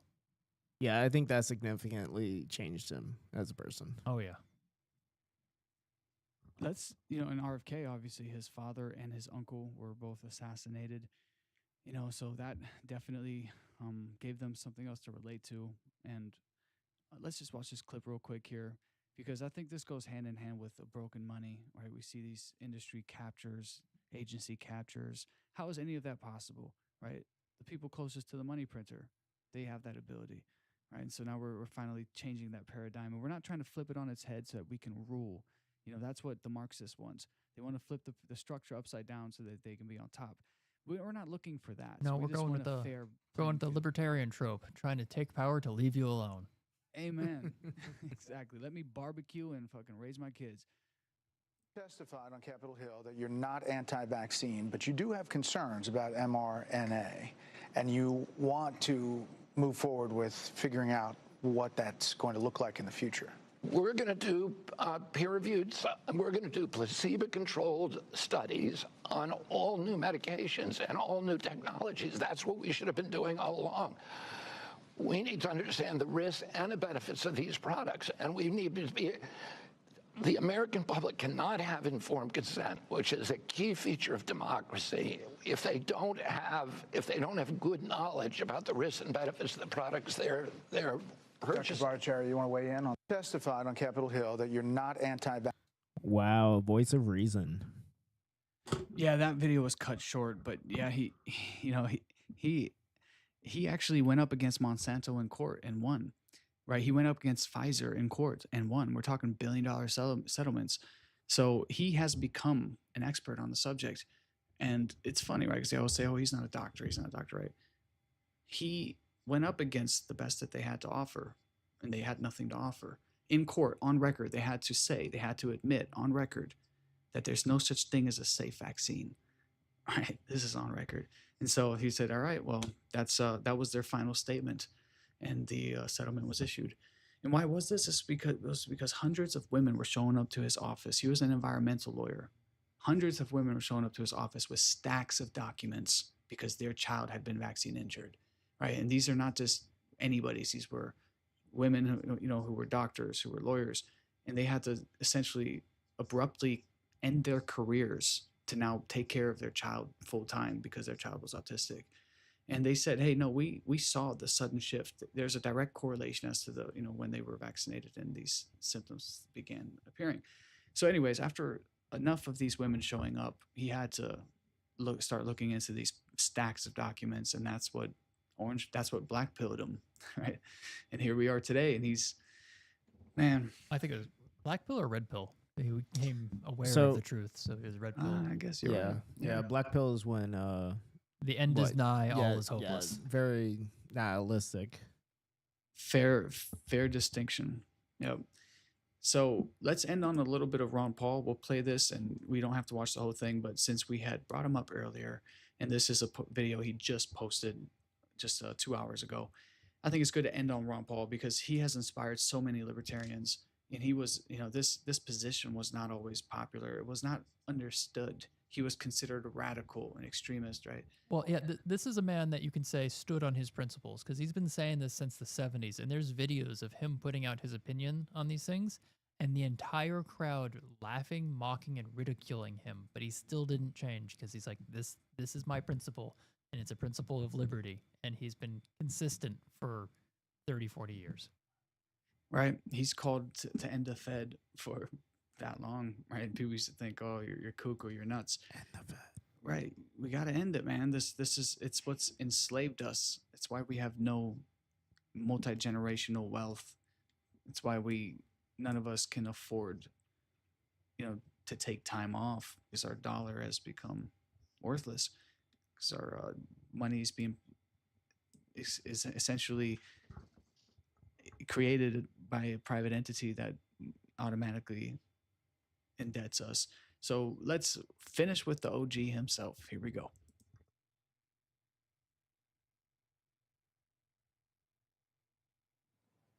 Hello, everybody, and thank you for tuning in to the Liberty Report. With us today, we have Chris Rossini, our co-host. Chris, welcome to the program. It's great to be with you, Dr. Paul. Well, good. I'm glad to have you here today because I'm trying to figure out who's the best manager of our money. Is it the president or is it the chairman of the Federal Reserve Board? And I've come up to a conclusion that I'm sure you'll be able to address it and explain that to me. Maybe neither one is able to be considered a good manager of the money. I would say they're arguing over who's the most guilty and messing things up. But anyway, it's big in the news, and this is one of the reasons there's chaos in the markets. Gold is going up significantly. As I often remind people, I remember when it was zero because we weren't allowed to own it. Then it goes to 35 and then 150 and on, and been up. In the first year, we were allowed to buy gold. It went up to 800. Tremendous increase.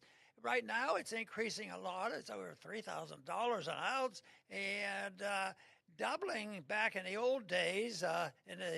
When we got away from the Bretton Woods, it was doubling and tripling rather quickly. But you think, well, they can't do that now. It's $3,000. But when it was 1,000, I thought it won't be doubling and tripling. Well, 1,000 went to 2 to 3. So it's hard to believe and understand that if we continue the policies that we have been following, gold could, double and triple again. And that gives some people a dilemma. The people who knew about it work hard to try to protect themselves, but unfortunately, protection with gold is good in a limited fashion, because you have to think of why is it going up so fast? Is the chaos so bad that tyranny is on its way, and who knows what will happen? When the Depression came, they took all the gold away from the people. Well, I'll tell you right now, there's a lot of dilemma because the stock market has done fairly well in these last couple of years, and people have made the money in there, and they don't know exactly what to do. And it hasn't been easy to take the money. When I was first investing, when I first went into my medical practice, you didn't have a mutual fund where you could stick bullion. But this is one thing. Today, there's a gold fund that you can invest in or change into hard assets. And there is a company that we work with or in partners with, and that's Birch Gold Group. And they promote this and explain it and offer you information. So what I'd like to do is just give you a telephone number or a text number for free, and they're not going to charge the amount it increases. But it's something that is difficult to follow at times. But this week we had a meeting with the Federal Reserve. The Federal Reserve had its, I think, every 6 weeks meeting, and everybody hangs on every word, every phrase of the chairman as if he knows something about monetary Pause it real policy. quick. But sometimes when you look at what If you want to not, it's one of the biggest examples of how controlled our economy is, which our economy isn't supposed to be, but the fact that everyone hangs off the word of a central banker and it will move markets shows how captured our system is, because that's not how it was designed to be. That's not how it should ever be. That's so socialist in nature that it is breathtaking. Right. I learned from Lawrence Lepard. We're doing a series with him right now in his book, and he brought up that apparently in our Constitution it says that only silver and gold are to be used as legal tender, no other money. Right? Whatever happened to that? Apparently they amended the Constitution, right? And he pointed at a few cases that where they interpreted. They reinterpret these things and essentially to have exploitable loopholes. But yeah, whenever you look at currencies that were stable, you have prosperity, or you have a booming economy, because your money is supposed to maintain its purchasing power. And when you have these interest rates and whatnot, literally steering the market that aggressively, to where, like you said, there's this one entity that, just on a statement can have a significant impact on the market. Like, that just goes to show how, how the central bankers have truly captured,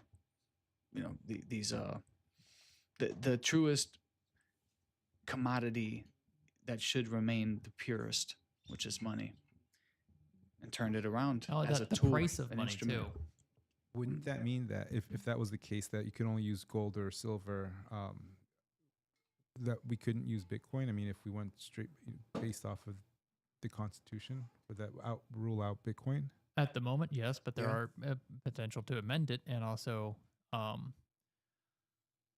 it's actually talking about legal tender, so you could still conceptually barter with Bitcoin. Got it. But you wouldn't be able to pay your debts with it. So if you wanted to go pay taxes, you'd have to use your Bitcoin to go buy some gold and silver, and then pay your tax bill with that, or anything else like that. So it's still better than what we have right now. Right. Even if it's supposedly archaic, it would be better than the fiat that we have. That's a good question, though, Jeff. According to that interpretation, right, like the Constitution at the time wasn't able to foresee, this innovation come about. And, that's another interesting thing to talk about, right? We talked about sunset clauses. There's also, our Constitution didn't account for AI, right? And there's new elements there where I'm sure there's going to have to be new laws, new legislation put forth to, and I'm not necessarily asking for it, but when there's new industries that emerge, you know, we're gonna have to see whether or not the Constitution has existing, you know, precedents and you know, essentially whether or not we can interpret the Constitution to be the groundwork behind, you know, can we keep it as our original reference source, you know, when we're dealing with territories that didn't exist then? Can we reference the Constitution, right? Like we do so to preserve our Second Amendment right, to preserve free speech. These are things that are timeless. But when it comes to these new emerging industries, how do we interpret those in the light and language of the Constitution? I'm sure that it can be done, but that's gonna have to be, you know, that. What do you guys think about that? Because I'm thinking out loud here. So you rebuild, not rebuild the Constitution. You're saying like amend it to a more modern day. Well, or to consider. Yeah, like I'm curious if I'm curious if there's going to have to be new amendments added just for emerging. You know, like to give us essentially what if we wanted to have AI as a right, right? The ability for us to use our own personalized artificial intelligence. It's just gonna. I don't think it needs to be an amendment to the Constitution. It's just gonna have to be a lot of casework done and to establish a common law when it comes to these things, because like intellectual property rights and trademarks and all that type of stuff. None of that's in the Constitution, but it is all common law stuff that's been around since, I don't know, like the 1400s in Great Britain or something like that. And so we don't necessarily need to change anything in the Constitution. We just need to have disputes, and we need to figure out what we're going to be the new ground rules. But we're going to crack a fair number of eggs while we figure out how to make the souffle. Fair enough. Well said. Common law, right? Magna Carta, all these things inspired our rules, our laws. But if we have to crack a couple eggs, you know, I hear a few thought leaders talk about this idea of, you know, essentially ushering in a new power structure where we go away from even having a president, right? Where we can usher in this new DAO organism, right? Where we have this more instant, That's blockchain. the other thing is all of these laws that we have set up and whatnot, and our foundations were all stuff before we had nearly instantaneous communication. That is something that we have in current day that has never been present in any other time in human history anywhere. And like I can pull my phone out, send a text, and somebody on the literal other side of the world can know what I just said. Not only that, you can also send a payment instantly on the Yes. other side of the world. As long as we stay away from allowing AI to make decisions for us, I think, you know, we're going in the right direction. I think once you start messing with that, you know, letting AI govern or make decisions, I mean, we can use it to, like, you know, to consider. Except for you're not going to be able to get away from that, because that's scary. When it comes to education, like some decisions require a lot of education, some require not very much. Like, oh, what should I have for breakfast? Can be pretty simple of, oh, just go grab some eggs and you're good. Or it can be, if you're diabetic or something, oh, in order to have keep a healthy lifestyle and not lose a fit, you have to have these ingredients paced at this time and then buffered with insulin at this time. So, and on top of that, we're going to be having AI agents taking over for our own actions. So, like, let's say I want to plan a trip, but I don't want to put in the work. You know, you're going to have an AI agent that can basically plan out the flight. You can have a taxi pick you up, and then everything that you're going to be doing on the trip, that's going to be possible in the next few years. I guess it's going to come down to some personal preference for things, because you can have the AI agent do that, but then it can plan everything out. And then you're at a fork in the road. Either you accept everything the AI agent gave you, or you review it and make changes, or review it and accept it. Yeah, that's what Cloud Code does. If you have the CLI, it basically has ways that you can accept certain code changes and stuff like that, but apply that to life, it's going to be the same thing. It's going to just come down to every individual's personal preference. Because if it's, plan me the weekend trip to go visit my family and where I should stay, and I'm okay with letting the computer do all of it, because if I need to make any changes on the fly, I'm in a town I'm familiar with, so I'll deal with it. Yeah. But if it's plan me a trip to Japan with tourist stuff, I'm going to want to look it over because I'm going to be in a foreign land. I'm not going to understand anything. So just based on where this direction's going, I think there's a middle ground, right? Where Jeff says, as long as we don't fully outsource decision making to AI, but we have AI perhaps, essentially compile, analysis and speed up our process to where we can then review those suggestions and then make our own human interpretation off of that, right? We're talking about especially for sentencing, right? Say for example, you broke the law, right? You're in front of a judge, and say they completely automated this process where it's just using AI to determine, statistically speaking, what your what's the term, reoffending probability is, and essentially, recidivism. yeah, correct.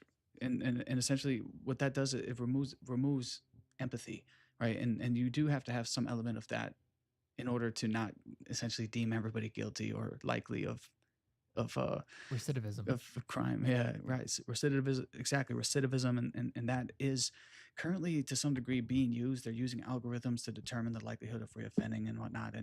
And what that can do is sort of it can brush you with a broad, it can essentially paint with a broad brush. Right, paint you with a broad brush, and then you're caught up as a statistic, and that removes the human element. But if we have the best of both worlds, like you're describing with your trip, right, you might have it speed up that process for you, and then you might tailor it to your liking. That's probably what the world we're going to live in. Oh yeah. I am one of the followers of Adam Livingston and his Great Harvest idea that he has from his book. Have any of you looked into that at all? I watched that video you sent me, and it was super interesting. Yeah. It's basically talking about how everything's going to be flipped on its head. The only thing that's going to be essentially real is that we have scarcity in the form of Bitcoin. And other than that, people are going to be losing their values. I mean, they're going to be just completely on their wits' end, because they're not going to be able to handle this new purposeful-less life, without purpose going on. Wait. So, okay, I think the video you sent me, was that a different person? No, that's Adam Livingston. Okay, so from that video, I got a different message. The message that I got from that video was that essentially, I may have sent you a different one. Yeah, it might have been a different one. Yeah, he has a few. He was talking about how with automation, with AI, with Bitcoin, what's going to happen is that a lot of these laborious trades are going to be automated, and a lot of people are going to be, essentially out of a job. But what you're going to be able to do is have these personalized AI agents and assistants, and essentially like avatars of yourself that can be productive on your behalf. So it frees up time for yourself to be creative, right? To now actually use the most scarce, asset, commodity, whatever in the world, which is your time. That is gonna hopefully, and I did hear someone talking about this the other day. Like everybody's always saying that, if we're not busy, like if we don't work, we're destructive. It's almost like we are convinced from a young age on that like we have to work. And yes, don't get me wrong, there's definitely there's truth in that. But this idea that we're not going to be fulfilled unless we're constantly working is wrong, right? Most people that are retired have, the best time of their life during those years, right? Where they get to travel, they get to, pursue those other hobbies and whatnot. And I think we're going to enter an era like that, where because you're accumulating a scarce asset, working hard towards something that's not losing purchasing power is going to allow for you to have more time. And then you use these AI models to be more effective in communicating and coordinating on your behalf. And so hopefully we're going to have a more synergistic relationship with each other, where it's more in tune, where we are less likely to try to one up each other because we are working on a low time preference, horizon and playing field. So I'm really trying to be optimistic with where this is going. Well, I'm gonna I'd- echo. I'd like to just kind of add on to that, but essentially, AI is giving us more of the most scarce asset, which we all know is time, because the time that we gain through having AI process the intermediary the intermediary process of the way things are done, we're essentially giving ourselves more time to do more things. So that's an optimistic way to kind of look at it and use AI in a good way to kind of get things done quicker, have more time to spend with your family. So, I was just gonna say, probably the next 5 years or so, the medium term, it's gonna be interesting, to put it lightly. But in the next 10 years and long term, I'm very optimistic for what we're gonna have. I mean, it's Me gonna too. be growing pains, and they're gonna hurt like hell. But I mean, we had some growing pains in the Industrial Revolution, and now we have all of the glories of modern convenience. And so, similar vein. and there are, I believe it's also going to, a lot of old things are going to be lost and old jobs, but we'll see new ones rise up, and we'll see things that are being created by single people that used to take full teams to complete. So it's going to be interesting to see this new era unfold of the digital economy, the AI economy, the AI society, the digital society. And it's happening right before our eyes. Like the blueprint is happening with like all the social media, the channel management, the landing pages with multiple, and now having the ability to, at a click of a button, do what used to take maybe hours upon hours. It's done in minutes. So information will now travel faster in an edited way. Yeah, Jeff, just like you're saying, I mean, you can definitely just like vibe code an entire application. We were talking about that earlier, how just a full stack app, back end, front end, all that I was able to do over a weekend. So, Right. yeah. Yeah. All right, well, Personalized. Where I'm really excited with this AI element in this new society and these newer generations is that they're going to have personalized education, right? Where we know our education system has failed us, right? We're the most innovative, prosperous country in all of history, but we're behind on so many things like education, like health, right? Even there's no good reason except for corporate greed and crony capitalism that's the case. But with AI and personalized education, I think we're going to see a new level of meaning emerge and ability emerge where those things have been outsourced, but they're going to come back now, right? Where you can vibe code some really useful app over a weekend as a teenager, right? There's no limitations to this. Are you going to send your kids to Grok's classroom or Gemini or ChatGPT's? They already are. They're on all three of them. No, but are they going to be taught by them, like No, their so- teachers? That's hilarious.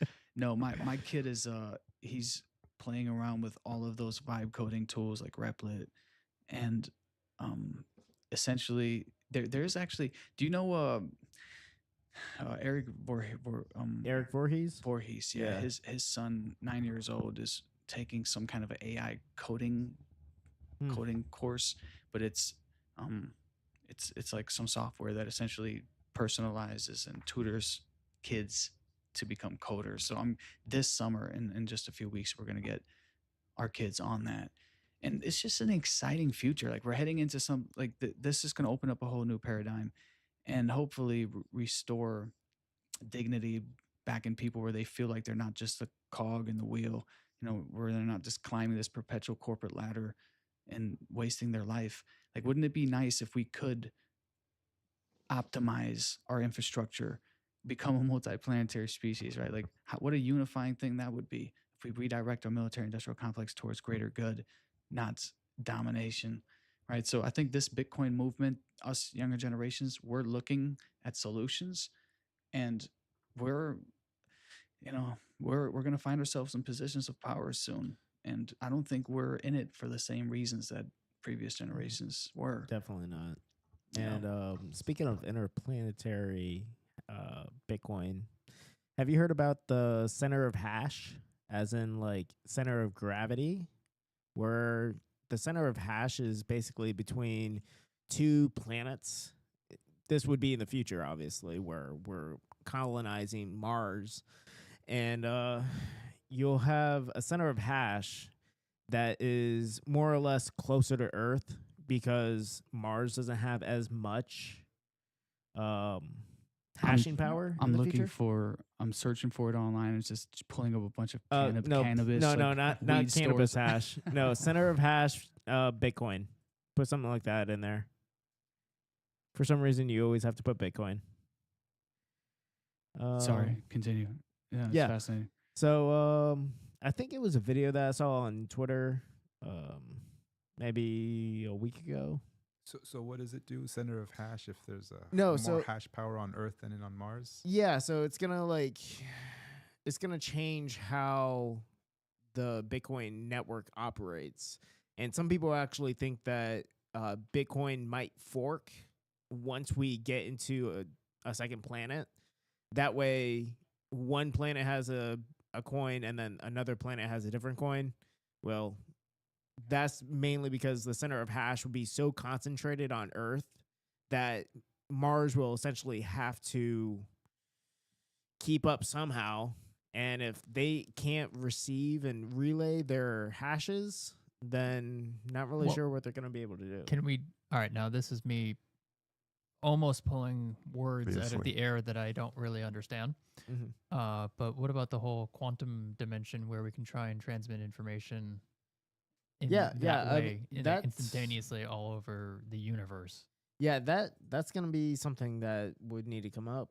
So- Like it needs to be invented, whether Yeah. it can be or not. I don't know, but I'm Yeah. just saying, like, once we get to the point where we're on Mars and we're having a thriving colony, rather than try and like fork it and whatnot, maybe we'll finally crack that nut, and then we Yeah. can Like Mass communicate. Effect. Well, They- you know, they are basically never played launching it. those quantum computer chips, right? That is a thing now. And, you know, the same way that IBM and Intel and, you know, Microsoft were racing back then for home computers, they're now racing for quantum computers, you know, trying to be the first person to corner that market. But here, I think I found that clip. Yeah, you were- I think this might be it. Obviously. Yep. Obviously. I think so. But what is the center of hash? Any network that is working on digital scarcity like Bitcoin has what we call a center of hash. The center of hash of the Bitcoin network is somewhere right around the center of our planet, because all of the miners that are contributing to the network are in our gravity well. If you got one miner out and put it on a satellite or put it out on the moon or something, that center of hash would move slightly in that direction. That's the idea. It's the average location of all of the contributing hash power. So because Bitcoin is based on physics, Bitcoin has a 10-minute block time that will never ever change, and you can make predictions about the future. Yeah. So that was basically it in a nutshell. All right, should we have that be our takeaway then? Yeah. Let's get physical. Should we let them go, guys? Physical. Let us know in the comments. Did we Should get a question? free Oh, yeah. GDK?